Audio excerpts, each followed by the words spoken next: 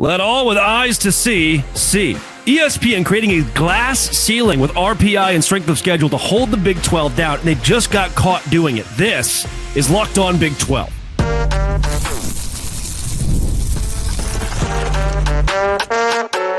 You are Locked On Big 12, your daily podcast on the Big 12 Conference. Part of the Locked On Podcast Network, your team every day.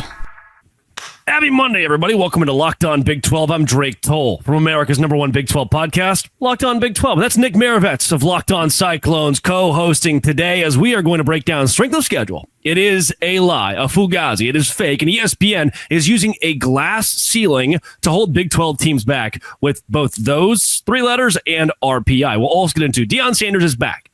Is that something that scares other teams in the Big 12, or do we really care? Will they be as competitive without two of their stars? And BYU, Iowa State to meet in the Big 12 title. Nick Maravets seems to think that's the crash course we're headed towards. If you hit subscribe, we both get to keep our jobs.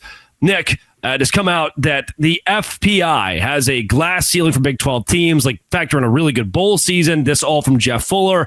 The FPI, the Big 12 can't crack the top 20. And in the strength of schedule, we saw number 44 strength of schedule Notre Dame beat number 1 strength of schedule Georgia. It is all weighted toward the SEC, weighted toward the Big Ten, and it feels like it's becoming more clear that ESPN, the four letters that control the college football playoff, are putting more and more measures in place to hold the Big 12 back. Well, it's completely ridiculous, too, because I feel like the Big 12 is one of those conferences that's always competing and certainly against each other, obviously, like kind of eating each other up. But these are, in my opinion, one of the best conferences for actual competitive football games. And some of, maybe you don't have the super top end teams like you will have like a Georgia or an Alabama. But I think throughout it's a better conference. So the fact that this is happening is like, why? This is some of the most fun football you're going to find and to pull it from. I mean, I get it if it's the ACC, but really the Big 12? Yeah, again, Georgia's strength of schedule number 1, Notre Dame 44. But we have so much, and this is really a college football playoff conversation. We have so much around that time, around the selection show that we weigh on strength of schedule. But then again, BYU had 10 wins. I mean, Iowa State had 10 wins this season, finished with 11 after the bowl game, yet they were still ranked below in Alabama. Why? Oh, strength of schedule. But when strength of schedule is determined by an FPI, bear with me here, when strength of schedule is determined by FPI, and according to ESPN's FPI, USC at 7-6 is ranked ahead of any Big 12 school, Arizona State, Colorado, Iowa State, Kansas State included.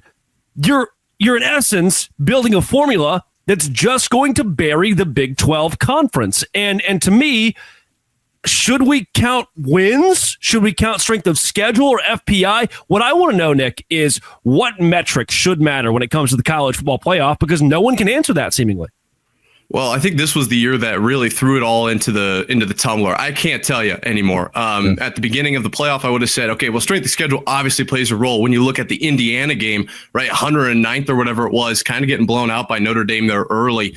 And then things play out the way that it did. And I was like, maybe does strength of schedule actually matter? I couldn't tell you exactly where we need to go with here, because especially when you look at wins, right? Notre Dame did win it all, but I didn't think before they would have won it all that they had, like, who'd they play? Realistically, can you go off of wins? Does UCF get their national title then when, what was that, 2020, whatever, 17? won? I think 2017. 17, yeah. So it was a long time ago. And it was before you and I were born, actually.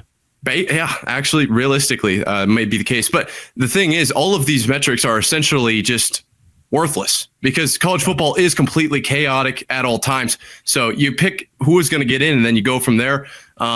Is it going to be fair? No, because Iowa State never makes it, so it's automatically unfair. But I just don't think there's actually one good metric. And with that being said, that gives ESPN and the playoff committee room to, hey, we want the SEC in. Let's just pick this metric that works well to get them in this situation. They can change the rules. We've seen them do it over and over and over again. And I think that's exactly why, is there is no really good way to know what's the best team right now. Again, Jeff Fuller makes a great point that the number 1 team in the Big 12's FPI, Arizona State, took the number 1 team in the country to double overtime playing Texas. Again, ESPN's FPI favoring them, though BYU being a number 32 in the FPI before their bowl win is crazy to me. And one of the reasons, Nick, I wanted to loop you into this conversation, have we accepted it? Have Iowa State fans accepted that even when you win 10 games, you're not going to be respected nationally? Well, I think it's something that kind of we talked about at the Squad Show, and I talked about on Friday. If you're able to go independent, that's a whole different thing. But are you able to go independent is based on your fan base size, essentially, and like how much pull do you have? 10 wins is only worth as much as you're worth to the playoff committee. How much is your rankings worth? So Iowa State getting 10 wins, not the same as an Alabama getting 10 wins, even though they do have higher expectations. I don't think that Iowa State fans are necessarily settling for that we've accepted that fate. I do think that there is an element of this is completely unfair, but also there's a side to this where it's like, hey, we're used to it at this point. We know we have to get to, 11, 12 wins, exceed expectations by far, especially with the way that the Big 12 is ranked. You want to go even deeper. Oh, well, we don't have any quality wins. Well, nobody in the Big 12 is being ranked right now. So we can only play Big 12. It gets deeper and deeper. To answer your question about Iowa State fans, I think they just kind of know, especially with Iowa State's history, it's not something that we're going to be handed. We have to absolutely earn it without a doubt. Nick, for Iowa State, do you feel as though with a 10-win season this year, you didn't get the flowers you deserve from the national perspective? That's a good question. I don't know if it's the Iowan in me, but I would say, actually, you're not going to love the answer. I think we got the right amount of flowers. You lose to a Kansas team, and yes, Kansas did kind of wreck everything in the Big 12. And so that's, it's kind of its own thing. But it didn't feel like this team was, yes, we accomplished a lot. We got the 10 wins and we beat Miami. And after we beat Miami, I was like, okay, maybe we're actually, maybe the Big 12 is just really tough. And I watched that Arizona State team live. That team was unbelievable. So us getting blown out by them is a totally different thing, in my opinion. But you just can't drop games to Kansas, especially as an Iowa State team, and expect to be gifted the 12-team playoff. I think it's something that internally everyone is extremely proud of, and obviously hitting the 11-win mark and bringing home the Pop-Tart, amazing trophy and everything. But at some point, you just have to get the job done to move forward. I guess the argument would be we were given essentially 0 flowers, so I think we maybe deserve 5. A cup, give us at least 1 bouquet. But hydrangea, maybe. Yeah, yeah. Even off the side of the street would have been fine, but no, effectively given none. So if you want to go that route, there wasn't a lot of coverage on it, but at the end of the day, we didn't get the job done, and that's what next year's for. Well, a ton of production is back for Iowa State. ESPN has them at number 11 next year in the way too early. Top 25, Rocco Becht to Carson Hansen, who just blew up on the scene this year, will lead the way for the Cyclones. I think they will be a very good Big 12 contender next year, possibly the Big 12 champion. We will talk about that later with some way too early predictions of our own. But Deion Sanders is back. Let's hear from someone who's not the horse's mouth. Does this affect Big 12 schools in a negative way? Are they scared of him? This is Locked On Big 12, part of the Locked On Podcast Network, your team every day. Today's show is brought to you by TurboTax. Tax season is here. That's right. This is a message from Intuit TurboTax. Taxes was waiting and wondering, worrying if you are going to get any money back, and then waiting and wondering and worrying some more. Now Taxes is matching with a TurboTax expert who can do your taxes as soon as today. An expert who gives your taxes their undivided attention as they work on your return while you get real-time updates on their progress. You can focus on your day. An expert who will find every deduction possible, file every form, every investment, everything with 100% accuracy, all so you can get the most money back guaranteed. No waiting, wondering, no worries. Now this is Taxes. Get an expert now on TurboTax.com. Only available with TurboTax Live full service, real-time updates only in iOS mobile app. See guarantee details at TurboTax.com/guarantees. Nick Maravet's Locked On Cyclones. Deion Sanders is back. He's not going to the Cowboys. He's not going to the Raiders. He's not going to the NFL. He is going to stay at Colorado. He said this across the offseason. Look, I would take interviews too. I get it. I would leverage myself as well. We've heard there have been arguments between him and the athletic director over money disputes, NIL, staff contracts, but the dust has seemingly settled and Deion remains in Boulder.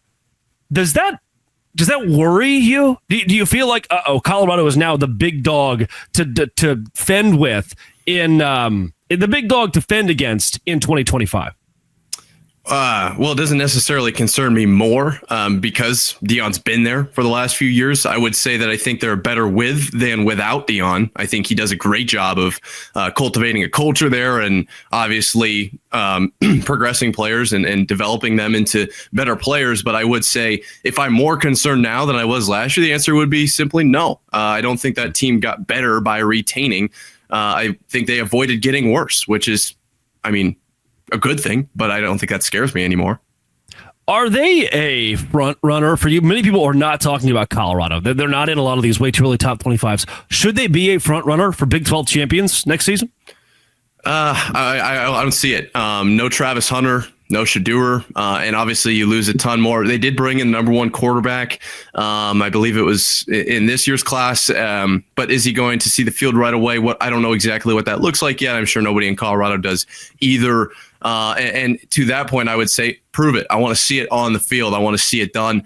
As it stands right now, I am not necessarily overly concerned about Colorado. Obviously, we'll talk about in the third segment, who we think will be going to the Big 12 championship game. But I need to see more. And right now it feels like it's still kind of right in that honeymoon phase of when he got there and everything was gleam and glamour. And they got a lot of help from everybody around them. But then you lose to BYU in the, I don't remember what bowl that was at. The Alamo Bowl. Come on. Alamo. I wanted to go Alamo, but I didn't want to get it wrong. And so maybe we're starting to see the decline. I don't know, but I am not personally afraid of Colorado at all. I do think there's a lot of respect there when it comes to having Shedeur Sanders and Travis Hunter play in that bowl game. Their involvement was massive for the conference, showcasing that bowls still matter to the Big 12. They matter to Deion. They matter to Colorado. The figurehead he is, they tripled up the next most watched team in the Big 12. Their viewership is stunning. Deion Sanders has brought a brand new economy to Boulder. And again, the TV views are piling in. The money is piling in for the conference and for Colorado individually. For an Iowa State, do you like that? Like, I would never consider Ames to be the hub of the paparazzi. Do you like having the belle of the ball being Deion Sanders in Boulder, Colorado in the Big 12? Before I get to that, I'll say them playing the Stars in the Alamo Bowl, along with obviously Iowa State. No Higgins, never really got a great explanation on that, but Noel, Hansen, Rocco Becht, Miami played obviously Cam Ward through the first half. Not really sure why that went the way that it did, but either way, I do like the transition and the kind of trend towards playing players in bowl games. I'm a huge fan of that, and I do appreciate obviously anyone in the Big 12 kind of going with that, as Iowa State certainly did in the Pop-Tarts Bowl. Now, that being said, as far as the market, as far as the money, as far as the attention on the Big 12, that is what I am very appreciative of Deion coming back to Colorado for. You're just not going to get the same amount of eyes if he's not in the Big 12, and that plays into so many different things. Obviously, as you mentioned, the economy that Colorado essentially sparked by bringing him in, but also how much is it worth now if Iowa State beats Colorado? How much would it be worth if Iowa State were to beat Colorado with Joe Schmo coaching, right? They're automatically more eyes on the game. Iowa State gets seen beating Colorado by more people. It's worth more. So to directly affect Iowa State, if you beat Colorado in that instance, it's worth more. And then just what he's doing for the whole conference and as far as eyes and money, it can't be unseen, right? Like, this guy is changing the game. And so definitely a big fan of him sticking around for those reasons. Is there a concern on the field that not just this next season, but in the future, Deion's status can create a powerhouse in the Big 12, could create a dynasty? Because like you said, they lose a lot. He's got to prove a lot. I'm not saying he won't. There's a massive opportunity for Deion to prove that he can coach without his sons or without Travis Hunter being on his roster. If he's able to prove that, is there a world in which his status, his control of the portal, his control of NIL creates a juggernaut in Colorado? Does that possible scenario worry you? It's certainly a possible scenario. Actually, I think it's more than plausible if you want to go Mythbusters style. I don't know if it necessarily concerns me yet, just because we have yet to see it. But it is very much on the table. And if one guy's pulling, that leaves the rest of the tray a little bit less full, right? Think of a charcuterie board. There, one guy takes all the Colby Jack, you got to settle for Swiss. I don't love that play. That being said, NIL, the transfer portal, all of that we've seen flatten the playing field. So I don't know how easy it would be for him to build a Nick Saban type dynasty. If anyone could do it, I'd put my trust in Deion. But especially now with the JUCO ruling, which is still going through legislation and whatnot, if that flattens it out even more, I honestly don't know how you can build any sort of dynasty at this time. We'll see, obviously, with NIL going through phases and changes and whatnot, if it could land that way. But if anyone could, it's Deion. As it stands right now, I am under the camp that it's going to be flat. It's pretty level playing field. You can go out and get whoever you need to. Who do you think next season we could count on being better than Colorado? Are there teams that immediately come to mind? You think, okay, there's no way they would compete. The Buffs would compete with X. Well, Iowa State, obviously. I mean, why would you have me on if I'm not going to answer that way? BYU up there as well. Arizona State, I'll be very interested to see what they can do without Scadaboo. And for those of you who remember the Big 12 Championship preview, I did learn his name very loud and clear, Scadaboo Dog. Outside of that, I'd love to see maybe Oklahoma State make some noise. There's always one team, right, that's just going to come out of nowhere, like Arizona State. Preview. Nobody had them in the Big 12 Championship. Is saying Oklahoma State going to get me fired? Potentially. It's a ridiculous take, but somebody's going to have to step up. It happens every year, college football being college football. Picking the absolute worst team in the conference seems a little bit basic, but it'd be pretty crazy if it happens. Yeah, Arizona State proved that, and maybe kind of to what you alluded to, that dynasties are possibly a thing of the past and that the worst team in your conference could elevate itself to win the league, whether it's the Big 12 or a school like South Carolina in the SEC that so many counted out, and then they wanted them in the college football playoff, or Indiana in the Big 10. So many counted them out. Then they're in the college football playoff. It isn't just reserved for the Big 12. Nick, before we move on to a Big 12 championship prediction between BYU and Iowa State, overall, when you see the news that Deion Sanders is returning to Colorado, what emotions does that evoke for a Big 12 fan like yourself? As a Big 12 fan, definitely hyped. I think it's just really cool the way that he goes, conducts his business. Certainly in the headlines, it gets eyes on the Big 12. As someone who's kind of covering the Cyclones, I think it's a great thing. I think that, as we kind of mentioned, just the amount of eyes that would be on the Cyclones in a game against Colorado is more with Deion there. I definitely would have loved to see him go to the NFL and somehow finagle a way to get both his sons on the same team. So that missing is, that would have been pure cinema. But outside of that, I think there's a lot of upside to him sticking around in Colorado. Hopefully the gold prime shades stick around so I can find my hands on one of those. Those are really cool. I think it's overall a really positive thing, though. And if you want to play the hater card, you can. But look at what he's done. You just can't deny what he's done up until this point. And yes, I've said, gonna have to prove him forward, but what he's done is simply undeniable. Coming up, who will play in the Big 12 Championship? This is Locked On Big 12, part of the Locked On Podcast Network, your team every day.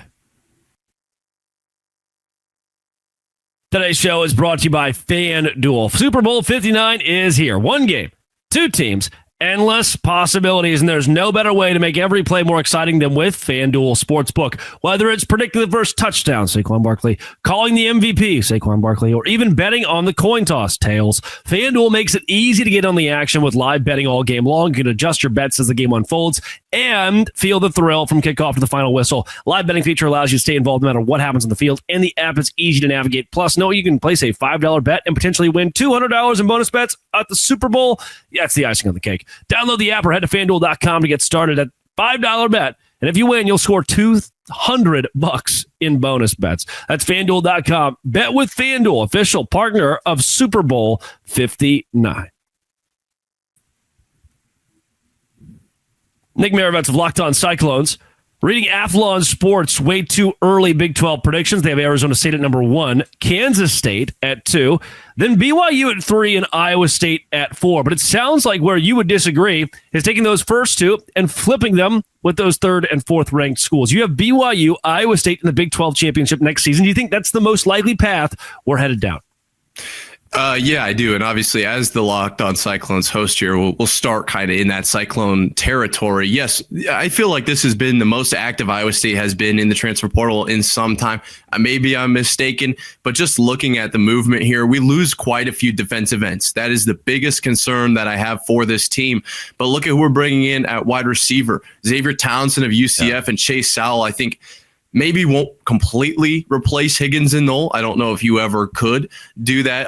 The only pair of receivers go for 1,000 yards in this regular season in the entire country is unbelievable. The fact that it came from Iowa State means so much more. But Sowell and then obviously Townsend being a friend of Rocco, I've talked about multiple times. Did Devontae and Aaron Rodgers make a ton of noise in New York? Unfortunately, no. But look at any game outside of looking at the numbers, their connection is undeniable. So Xavier Townsend coming in as a friend of Rocco is, outside of what he's done at UCF, huge, in my opinion, for chemistry. And we saw, obviously the Noah Pauley interview for San Fran, but he ends up coming back. What can he do with these new wide receivers? Another year with Rocco under his belt. I think offensively, this Iowa State team could be the best we've seen in a while. And then you mentioned the Carson Hansen return. And Iowa State offense is something that we've kind of talked about in the last however long you want to go for back. A struggling point. Now it's going to be the defense, and we'll talk about that, I'm sure. But offensively, I'm very, very confident in this Iowa State team. For BYU, and this is from Athlon Sports, Kalani Sitake's team is loaded for another run at the conference title in 2025. Jake Retzlaff being back. LJ Martin being back. One of the better defenses in the Big 12 as well. Fewest points allowed in the conference, 19.6 last season.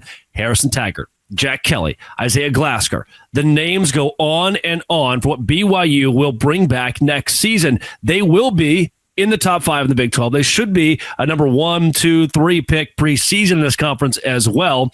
And I believe, to me, this is one of the matchups we did not get in 2024 that could have represented a Big 12 championship. It would have felt like a Big 12 title if Iowa State went on the road and played in Provo, or BYU would have taken on Iowa State in Ames. Is this a big, because, this was the People's Big 12 Championship. That's what Jake Retzlaff said about Colorado and BYU.